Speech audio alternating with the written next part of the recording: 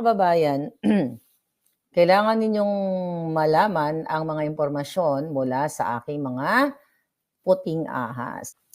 So, mainit na mainit nga itong ating pulburon from PDEA. Actually, may nakuha na naman tayong mga papeles at legit, okay? Hindi AI. Okay? Lahat naman ng ilalabas ko dito, sasabihin ni Lason, ni Director General, yung PDEA Chief, ay ni Virgilio Lason. Lason kasi yan sa lipunan na yan. Okay. So mga palangga, dahil matindi ang panggigipit ng PDEA sa loob. Okay? Kaya naman, pinagtatanggal ngayon ang mga lahat na pinaghihinalaan or ginugurgur at tinatapon sa malalayong lugar na itong mga agent and lawyers. Pero bago tayo pumunta dyan, mga palangga, okay? Ang utos ng ahas sa Malacanang at ni Kuting na lahat ng mga mainstream media or sino na makita nila, mapagtripan nila na nagre-repost o pinag-uusapan itong nagpupulburon itong si Marcos Jr., ang utos ni Lisa Tanas ay pahirapan ang kanilang negosyo. Number 1, mga kababayan. Kaya, nasa mga kamay po ninyo kung tatahimik kayo dahil natatakot kayo dahil pahirapan kayo ni Lisa Tanas at ang Jutang Ginemes na gobyernong ito ang inyong mga negosyo. Number 1, pahirapan ang mga negosyo ng mga taong inuulat itong pulburon issue ni Kuting in 2012. Okay? Number 2, i-take down ang mga page nila. Okay? Atakihin sa mga trolls. Okay? Another, nakalagay po sa listahan dito, silipin ang kanilang mga taxes. Okay? Taxes ng mga kahit individual. Okay? Kahit mga individual na nagsasalda, silipin, kung walang makita, lagyan ng butas. Lahat ng negosyo ay silipin. See? Dahil gusto nilang, what? Gusto nilang patayin ang issue sa pulburon test. Mga kababayan, binalikan natin. Okay? Dahil galit na galit ako, nag-rest lang ako mga palangga. Dahil, syempre, araw-araw boljakan, Sa sobrang, actually, kahapon pa natin to na ano yung informasyon na ito. Dahil grabe at gigil na ang gobyernong ito sa akin, sa inyong lahat, pero more on sa akin. O yung, not only, andyan sila Miss Malutikia, SMNI, Lorraine, lahat po na nagsasalita. Ma'am, kung naririnig ninyo ako, lahat po kayo, just be careful. Kung ako nag-iingat ako, mag-ingat din kayo. Well, obviously, ang SMNI, ginugurgur nila matagal na. Okay, so yan ang marching order ngayon ng ahas. Mainstream media. Although, kayo, nakikita ko, natakot kayo. Pero my God, Diyos ko po, araw-araw na lang ba kayo matatakot sa ginagawa ng itong gobyernong ito? So ngayon, mga palangga, binalikan ko ang pulburon test ni Kuting. Okay? Binalikan natin ng bonggang-bongga at kinumpare ko sa pulburon test niya kay Sara at kay Trillanes. Okay. Pugnan natin, di ba, nung November 22, okay? November 22 of 2021, di ba, inilabas ang resulta ang pulburon test ni Kuting. At pasikreto niya iyon, pasikreto siya na pumunta sa St. Luke's ba? Hindi natin alam kung pumunta ba siya, pinadala ba niya yung kanyang urine sample. You know what? Hindi ko to nasalansan. Of course, ako ay supporter niya. Ba't ko sasalansanin ng time na yon? So wala akong ginawa, kundi papuri ng papuri. Pero dahil lumabas na nga ito, mga kababayan, itong tawag dito, papel, okay? Yung pinakita ko sa inyo from the PDEA in 2012, mga kababayan, binalikan ko ang report. So, nung binalikan ko, yung test result ni Kuting, yung pulburon test niya, ito yon, May kopya available naman yan, di ba? Tinignan ko. Inisa-isa ko yan palangga. Inisa-isa ko. So, ang date niyan, dito kayo mag-focus, mga kababayan. Dito kayo mag-focus sa transaction date time. Yeah, umpisan muna natin, sabihin na naman ni Lason is AI na naman to. Okay, ayan, si Kuting, di ba? Alam nyo yan, di ba? Very famous naman yan na papel na inilabas nila. So, inisa-isa natin yan palangga. Okay? Yung kanyang pangalan, nandiyan dyan, yung kanyang birthday, edad. Dito ako na alarma. Okay? Dito tayo na alarma sa, tignan nyo yung transaction date. Listen to that. See? Okay, kung babasahin dito, transaction date time, okay, 11/22/2021, 12:15 ng hapon. Pansinin nyo, okay, report date time, 11/22/2021, 12:17:54. So almost mahigit lang siya ng what? 2 minuto. Okay? 2 minuto. So, when you say sa medical term, you know that mga palangga, di ba? Pagdating dito sa pagkukuha ng specimen, ibig sabihin yung transaction date from the time na kinolect itong specimen, di ba? From the time na kinolekta yung specimen, ang oras ay alas 12:15 mga palangga. Okay, alas 12:15 ng hapon kinuha itong itong result na ito. Ngayon, mga kababayan, 12:15. Tapos ng 12:17 ay natapos na. Natapos na mga palangga. Ganon ba kabilis? Okay, collect tayo ng specimen, i-encode mo yung data, yung information niya, lahat. 'Di ba? Lahat yun may proseso yung pagkuha ng test. So, 2 minutes lang. Tapos na kaagad. May result. So, ano yun? Pagbigay, syempre, yung doktor niyan or medtech o whoever the person na nag-test sa kanya, hindi naman yan ng magaganon ka. Dapat 2 minutes tapos na. Siyempre, may collection of data and specimen nga. So, umabot lang ito mga palangga ng 2 minuto. 2 minutes from the collection of the urine ni Kuting, di ba? Urine. Ang tanong, umihi ba si Kuting? Na-discuss na natin doon. Pinapasok ba siya doon sa clinic na yon, sa St. Luke's, na walang intervention? Or, actually, maraming possibility kung naiisip ko. Pwedeng kumuha, kasi mahilig naman siya sa sachet ng pulburon, pwede may dala siya ng plastic ng ice candy na nakalagay yung ihi, kunyari, ni kung sino man, ihi ng kapitbahay niya, nakalagay dito, tapos ibuhos niya doon sa container kung saan yung nilalagyan ng specimen. Pwede ganon. Pero, mga palangga, maraming possibility. Pero 2 minutes lang, nung time na yon, hindi na-overlook natin lahat yon. Kayo mga dilawan na-overlook nyo. Wala yatang nag-discuss about it. But ganun pa man, compare natin si Inday at yung kay Trillanes. Okay, ito mga palangga, ayan yan kay Kuting yan, hindi yan AI. Sabihin na naman ni Lason AI. So, kinuha ko yung kay Inday. Okay. Ito si Inday. Si Inday ay anong date to? Test kit din yung method ng testing niya. This is 2021. Magkasunod lang pala sila ni Kuting. Okay, this is Inday. This is Inday. Okay? Yan yung kay Inday. So, kay Inday, transaction date niya is 11/24. Ito niya. November 24, 2021. Ang transaction date ni Inday ay 10:58 a.m. O, sinumiti niya yung, yung specimen niya, urine. Okay? Report date, okay. Umabot pa, wait. Andali.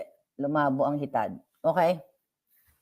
Umabot na ilang oras yan palangga. So, 10:58. O, the same day, 11. O, ilang oras yan? 12, 1, 2, 3. So, mahigit 4 na oras. Mahigit siyang 4 na oras. Pero bakit kay Kuting 2 minutes lang? Bakit 2 minutes lang ang result ni Kuting from the transaction date? Diba? So ngayon, tignan natin okay, by the way, Dito kay Inday, nakalagay dito yung result. Ayan o, yung mga, ito ang ano ni Inday, basahin nyo na lang. Yan yung pinatest ni Inday. Okay? Ayan, basahin nyo na ng bonggang-bongga lahat yan. O, yan. Okay? Ngayon, dyan sa kay Inday, yung kanyang result and remarks meron. Pansinin nyo remarks, negative, pass, da. Okay. Then kay Kuting, balikan natin kay Kuting. Kay Kuting, dalawang one-liner lang. Ang kay Kuting, look. Ang kay Kuting, yun lang. O, parang talagang minadali. At wala siyang remarks kung past ba. Basta nilagay lang dyan, negative. Okay? So napansin kaya dapat ipatawag itong si ano na to itong analyst na nakasulat dito at yung head of laboratory na pumirma. Tingnan nyo nga ito si Dr. Maria Cecilia Fernandez Lim. Baka na-appoint na to, hindi natin alam. So, gusto ko lang i-emphasize sa mga brain cells ninyo, sa mga mayayaman ninyong utak, okay? Ang 2-minute pulburon test ni Kuting at you compare also tingnan natin si Trillanes, mga kababayan. Si Trillanes, ito kay Trillanes. Itong past ni Trillanes, Trillanes yan Ay, ba't ganyan? Green kasi ito si Trillanes. Green kasi green kasi, kaya naan sa green sila. Pero tignan natin.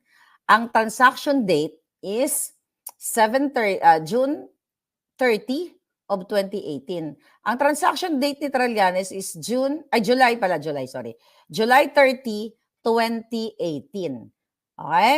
12 a.m. Okay? 12 a.m. Madaling araw si Trillanes. Mukhang nagbigay siya. May, bigla, ngayon ko lang napansin. Ayan, nakita niya? Trillanes says 12. Ayan, 12 a.m. Nakita niya? 12 a.m. kinolek yung kanyang specimen din August 3, 2018, 4:06 p.m. O sige, pagbigyan na natin si Trillanes. Tsaka na natin, bakit 12 a.m. But again, gusto kong ipakita sa inyo yung time difference. Okay? Kung kailan sinubmit yung specimen ni Kuting at itong mga taong ito, katulad ni Trillanes, katulad ni Inday Sara, at iba pa. So, magbigay pa tayo ng example kung meron pa ditong mga taong, okay? Mga taong, okay, wait a minute. Si Tiangco, meron din pala ako. Ito si Toby Tiangco, congressman ito. Okay, transaction date ni Tiangco at 12 a.m. Ganun talaga yung oras nila. Transaction date, March 22, 2011, although luma na ito mga palangga. Okay? Ngayon yung report niya is inabot pa ng mahigit 15 days o 3 weeks. Nakita niyo yung difference? The reason why, ayan, pinapakita natin yan sa inyo, yun kay Toby Tiangco. Kaya ko pinapakita yan sa inyong, yung difference ng time. Kasi si Kuting, 2 minutes lang. So ngayon, kayo dyan na nanonood, kayo dyan may mga medical background, maybe you're doctors or, ito'y ginagawa nyo na mga klase ng procedure dyan sa inyong mga medical facility. So you comment or maybe make a reaction na si Kuting, bakit 2 minutes lang? Bakit 2 minuto lang natapos ng bonggang-bongga from the specimen collection, documentation, from pagkuha, syempre ipasok sa laboratory, maghuhugas pa ng kamay ang yung medtech, 'di ba? Mag-hand washing pa and everything. 2 minutes lang ng bonggang-bongga. Pero alam niyo naman na ang kasagutan. Alam na ninyo dahil yung pinakita ko sa inyong document from the PDEA in 2012 ay legit yan. At alam niya ni Kuting, alam yan ni Lisa dahil siya nga mismo ang humarang yan. Sila mismo nung na-intercept nila na may nagsabi actually na si Kuting ay nakalagay dyan sa listahan na yan. Kaya naman, ayon sa ating puting ahas, ay nakipagkontsabahan si Lisa sa kanyang law partner, okay, na si Ochoa, then the little president or the executive secretary. Kaya mga kababayan, itong issue na ito ay hindi nyo dapat tinatantanan ang pulburon test ni Marcos Jr. na ipanawagan nyo sa kanya dahil itong test na nakaraan na ipinaresent niya sa atin bago mag-eleksyon, mga palangga, ay kahina-hinala dahil 2 minuto niya lang tinapos.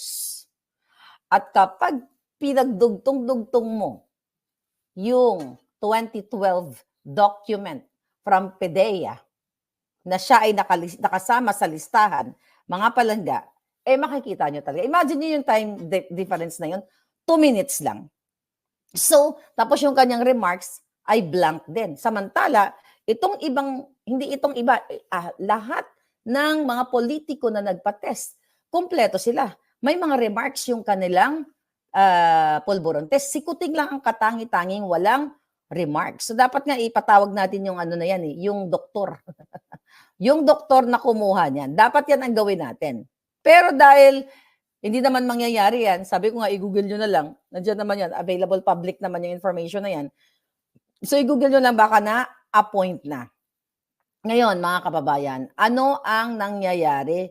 Harap-harapan po, mga kababayan, na ang pulburon sa Pilipinas ay 3-5 na lang. Dahil wala naman silang campaign na talagang kampanya laban dito sa pulburon na ito dahil abala sila sa pagnanakaw, abala sila sa pagtatransport ng pera, abala sila sa pagpapanalo sa loto, abala sila sa pangangamkam, pagtatanggal ng mga lawyers, mga agent na nagtatrabaho lamang ng tama para eradicate itong mga dorogista, mga pulboronic, hulihin. Pero kapag nahuli at kaibigan ni Lisa, labas ka ng kulungan kahit non-bailable offense ka pa.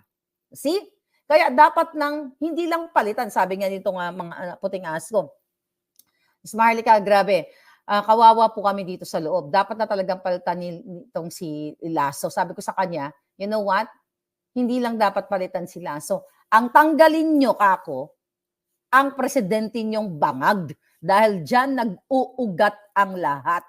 Kahit tanggalin mo si Lasso at palitan yan ng panibagong Lasso 2, Lasso 3, Lasso 3, you know? Lason, lahat, lason pa rin yan hanggat si Lisa Tanas at si Marcos Jr. ang nag-uupo niyan. Diba? Hindi dapat si Lasso ang palitan, ang bangag na presidente. Dahil pag nawala yung bangag yung presidente, mawawala na yung mga sugapa. Mga sugapa dyan sa iba't ibang ahensya na wala nang ginawa kundi pagkaabalahan ang pagnakaw o pagpapahirap sa inyo. Diba? Ngayon ang question nga, ang sabi nga nitong mga kapalangga natin, Ms. Maharlika, hindi namin alam, you know, kung parang nakikita naman daw ito ni Presidente, sabi ni Presidente Kuting. Sabi niya, pero ang hindi namin alam, bakit wala siyang aksyon na ginagawa? O baka, sabi ng mga taga-PDEA, na matinong mga taga-PDEA, na-appreciate ni Marcos Jr. Na-appreciate ni Lisa yung ginagawa nila. So, sabi ko nga, nako sir, hindi na tinatanong yan. Ang question is, magkano ang entrega ni Lasso kay Lisa Tanas? Dahil una sa mga expose ko, kung natatandaan ninyo, sa PAGCOR, kumukolekta si Lisa ng 100, ayon sa ating source, 150 million a week sa PAGCOR pa lang. Okay? Sa gambling money pa lang. Kumukolekta nga sa Okada, mayroon akong ebidensya dyan. Na hinahamon ko si Lisa, pag kinasuhan niya ako, ipapresent ko sa court ang mga ebidensya ko. Doon pa lang sa PAGCOR, kumukolekta na, wala pa yung Bureau of Customs. Ang dami mga report sa Bureau of Customs kay Rubio. You know, isa-isa lang. Kailangan ko matulog. Dahil hindi. You know, hindi na tayo sisikatan ng araw. Kailangan ko matulog. But ganun pa man. Itong drug money, itong pulburon money na ito, sabi ko sa informant ko, kasi itong informant ko, mga palangga, may hope pa siya kay Kuting. Sabi ko sa kanya, sir, huwag ka nang umasa. Okay? Huwag ka nang umasa na maririnig ang hinaing nyo ni Marcos Jr. Dahil hindi kayo pakikinggan. Nakita nyo na nga bangag-bangag. Kayo na rin mismo, nakita ninyo yung report in 2012 na siya ay nagbababangag dyan sa Rockwell. Ngayon, ito ba? Ito ba yung sinasabi ni Kuting na, what do you call it? Itutuloy niya continuation ng sinimulan ni Duterte? Yun ay mga kasinungalingan lang ni Kuting kasi para bodulin tayo. Binudol si Sara, binudol kayong lahat na ikukontinue niya yung build. Diba? War on pulburon. Ano ginawa niya? Kinuntino niya yung pagnanakaw. Okay? Pag nanakaw nila noon, ngayon, at magpakailanman. So you have to get up.